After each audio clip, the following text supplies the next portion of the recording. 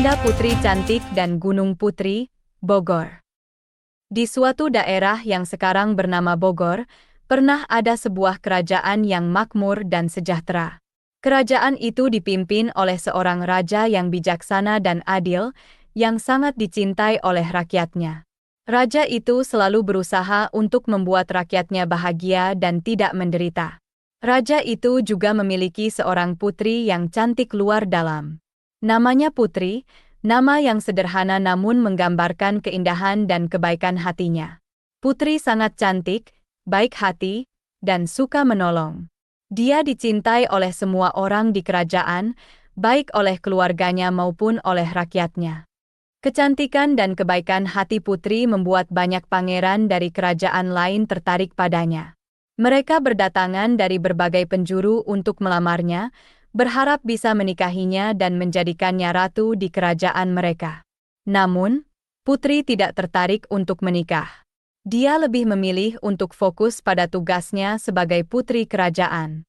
Dia ingin terus belajar dan berkembang, dan dia merasa bahwa menikah pada saat ini akan menghalangi pertumbuhannya. Putri selalu menolak lamaran para pangeran dengan sopan dan halus. Dia menganggap mereka sebagai kakak-kakaknya dan tidak lebih. Dia tidak pernah ingin menyakiti perasaan mereka, dan dia selalu berusaha menjaga hubungan baik dengan mereka. Dia percaya bahwa setiap orang berhak untuk mencintai dan dicintai, dan dia tidak ingin merusak hubungan baik dengan siapapun hanya karena dia tidak ingin menikah.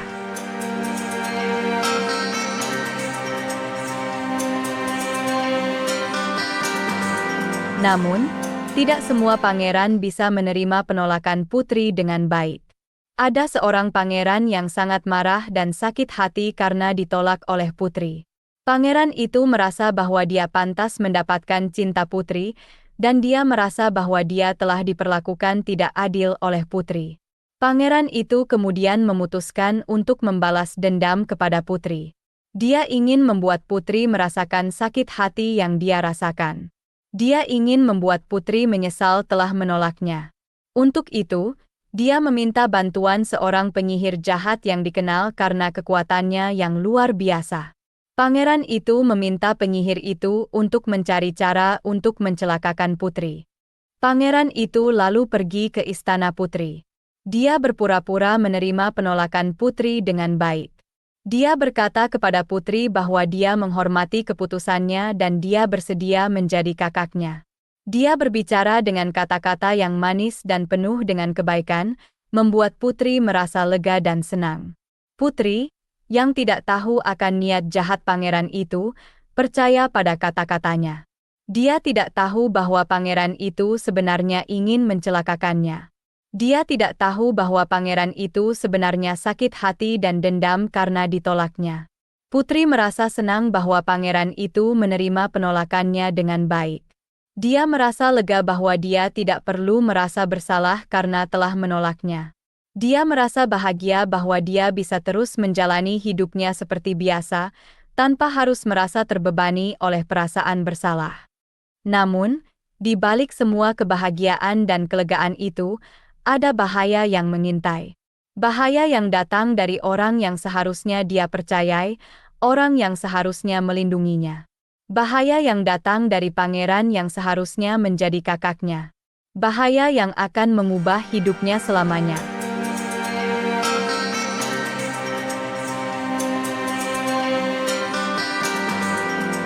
Setelah mendapatkan kepercayaan Putri dan orang tuanya, pangeran jahat itu kemudian memperkenalkan seorang yang dia klaim sebagai ahli tolak bala. Dia berdalih bahwa dia ingin melindungi Putri dan kerajaan dari segala maksud jahat. Dia mengatakan kepada raja dan ratu bahwa dia telah mendengar bahwa Putri telah menolak banyak lamaran dari pangeran-pangeran lain dan dia khawatir bahwa di antara mereka mungkin ada yang sakit hati dan ingin mencelakakan Putri. Raja dan ratu, yang sangat mencintai putri mereka dan selalu ingin melindunginya, merasa sangat berterima kasih kepada pangeran tersebut. Mereka merasa lega bahwa ada orang yang peduli pada Putri dan ingin melindunginya. Mereka tidak mengetahui bahwa di balik niat baik yang tampaknya ditunjukkan oleh pangeran tersebut, ada maksud jahat yang sangat kejam.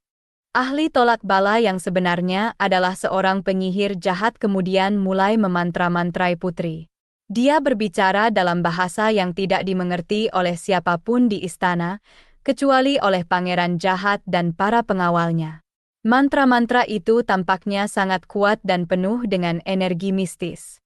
Tiba-tiba, asap tebal mengepul dan menyelubungi semua orang yang ada di istana, kecuali pangeran tersebut, penyihir jahat, dan para pengawalnya. Asap itu tampaknya sangat tebal dan berat, membuat semua orang yang ada di istana tidak bisa melihat apa-apa. Mereka semua merasa sangat ketakutan dan bingung, tidak tahu apa yang sedang terjadi. Setelah asap hilang, putri dan seluruh keluarganya telah lenyap. Mereka telah menjadi korban dari niat jahat pangeran tersebut dan penyihir jahat yang dia bawa. Mereka telah menjadi korban dari kejahatan yang sangat kejam dan tidak manusiawi. Mereka telah menjadi korban dari kebencian dan sakit hati yang sangat mendalam.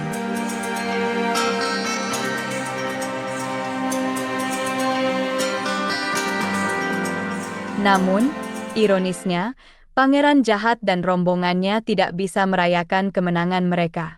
Karena tiba-tiba, ratusan pohon besar tumbuh di sekitar mereka, mengepung mereka dan membuat mereka tidak bisa keluar. Mereka terjebak di dalam hutan yang tiba-tiba muncul itu, tanpa ada jalan keluar. Setiap malam, hutan itu mengeluarkan hawa dingin yang sangat menusuk. Tidak seorang pun mampu menahan hawa dingin itu, termasuk pangeran jahat dan rombongannya. Mereka semua merasa sangat ketakutan dan bingung, tidak tahu apa yang sedang terjadi dan bagaimana cara keluar dari situ. Tempat di mana putri dan keluarganya lenyap, dan tempat di mana pangeran jahat dan rombongannya terjebak, kemudian dikenal sebagai Gunung Putri. Nama itu diberikan karena letaknya yang tinggi dan menyerupai gunung. Hingga saat ini, warga desa sekitar Gunung Putri masih mengadakan upacara pemberian sesaji untuk mengenang putri dan tragedi yang telah terjadi di sana. Gunung Putri menjadi simbol dari kejahatan yang telah dilakukan oleh pangeran jahat dan penyihir, dan juga menjadi simbol dari kebaikan dan kecantikan putri yang tak terlupakan.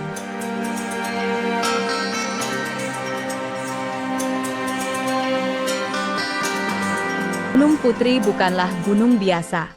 Ia menjadi saksi bisu dari peristiwa tragis yang telah terjadi. Ia menjadi tempat di mana kebaikan dan kejahatan bertemu, tempat di mana cinta dan kebencian beradu, tempat di mana kehidupan dan kematian saling bertautan. Ia menjadi tempat di mana legenda putri terlahir dan terus hidup dalam ingatan orang-orang. Hingga saat ini, warga desa sekitar Gunung Putri masih mengadakan upacara pemberian sesaji untuk mengenang putri. Upacara ini bukan hanya sebagai bentuk penghormatan kepada putri, tetapi juga sebagai bentuk pengingat akan peristiwa tragis yang telah terjadi.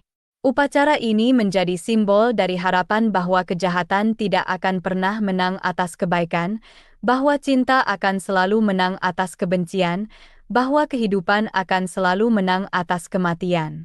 Upacara pemberian sesaji ini juga menjadi ajang bagi warga desa untuk berkumpul dan bersatu. Mereka datang dari berbagai penjuru desa, membawa berbagai macam sesaji, dan berkumpul di Gunung Putri. Mereka berdoa bersama, menyanyikan lagu-lagu pujian, dan berbagi cerita tentang putri. Mereka merayakan kehidupan putri, mengenang kebaikannya, dan berharap bahwa semangatnya akan terus hidup dalam diri mereka. Gunung Putri, dengan keindahan dan misterinya, menjadi tempat yang sangat penting bagi warga desa. Ia menjadi tempat di mana mereka bisa merasakan kedekatan dengan putri, tempat di mana mereka bisa merasakan kehadiran putri dalam setiap hembusan angin, dalam setiap tetesan air hujan, dalam setiap sinar matahari yang menerangi gunung itu. Ia menjadi tempat di mana mereka bisa merasakan kekuatan cinta dan kebaikan putri, yang terus menginspirasi mereka untuk hidup dengan penuh cinta dan kebaikan. Dengan demikian, legenda putri dan Gunung Putri terus hidup dalam ingatan dan hati warga desa. Mereka terus menceritakan kisah ini kepada generasi berikutnya, agar mereka tidak melupakan sejarah dan nilai-nilai yang terkandung di dalamnya. Mereka terus menceritakan kisah ini sebagai pengingat bahwa kebaikan akan selalu menang atas kejahatan, bahwa cinta akan selalu menang atas kebencian, dan bahwa kehidupan akan selalu menang atas kematian. Dan dengan demikian, legenda Putri dan Gunung Putri terus hidup, terus menginspirasi, dan terus memberi harapan kepada semua orang yang mendengarnya.